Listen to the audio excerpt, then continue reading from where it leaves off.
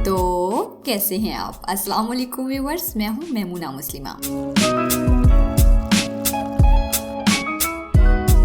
Unwanted hair या गैर जरूरी बाल क्यों आते हैं, कैसे आते हैं? बहुत से रीजन हो सकते हैं, जैसे हार्मोनल, जेनेटिक या बढ़ती हुई उम्र। अब ये प्रॉब्लम कैसे होते हैं, इनके रीजन कहाँ से ढूंढें? बहुत सोचने के बाद इस नतीजे पर पहुंची कि हम खुद ही इसके जिम्मेदार होते हैं, क्योंकि जब भी हम नेचर के खिलाफ जाना शुरू होते हैं ना, तो इंतकामन नेचर हमारे खिलाफ होना शुरू हो जाती है। हमारा अपना बदलता हुआ लाइफस्टाइल ही जिस्मानी तब्दीलियों और नित नई पैदा होने वाली बीमारियों का जिम्मेदार है। पुरानी वीडियोस में इस मुतालिक बहुत डिटेल से बात कर चुकी हूँ, दोबारा रिपीट करके आपका और अपना वक्त जाया नहीं करना चाहती।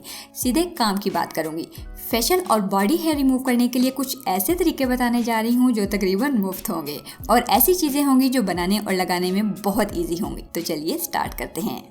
पहली रेमेडी बहुत ही आसान है और इजी भी। सिर्फ एक चीज ही लेनी है और वो है अखरोट के छिलके। अखरोट घर ले आएं और उनके छिलके उतार लें। इस तरह आपको अखरोट खाने का भी मौका मिल जाएगा।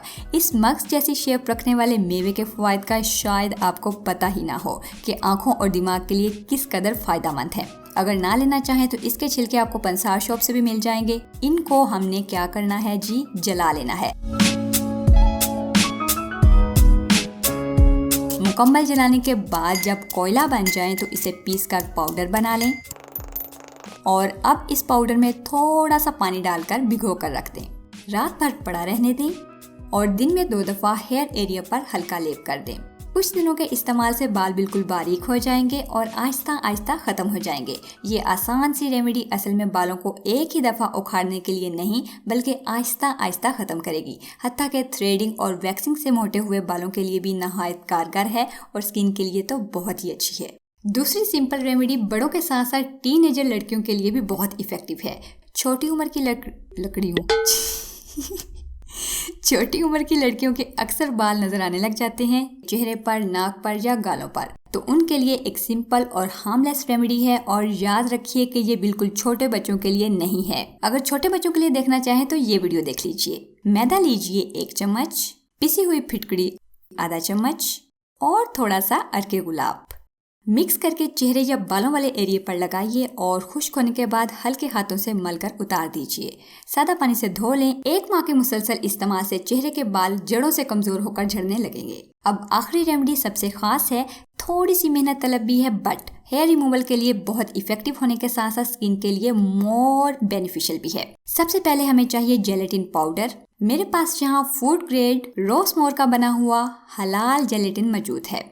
किसी भी बेकरी से इजीली मिल जाएगा। ये अमूमन जेली, जैम और आइसक्रीम वगैरह में यूज किया जाता है। अगर ये भी मुश्किल लगे तो कोई भी पील ऑफ मास्क यूज कर सकते हैं। मैंने लिए इसके 2 चम्मच। फिर इसमें डाल दिया खौलता हुआ गर्म दूध। गर्म इसलिए ताकि ये पिघल जाए और अप्लाई ठीक से हो सके। स्किन अगर ऑयली हो तो रोज वाटर भी ऐड कर सकते हैं, लेकिन वो भी गर्म करके ही यूज करना है। अगर गर्म ठीक से ना हो सके तो ओवन में रखकर थोड़ा सा घुमा सकते हैं।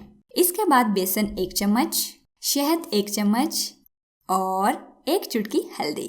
इनको अच्छे से मिक्स कर लें। मिक्स होने के बाद ये अप्लाई के लिए बिल्कुल रेडी है। अगर आपको लगता है कि ये ठंडा हो गया है तो इसे दोबारा माइक्रोवेव में रखकर गर्म भी कर सकते हैं।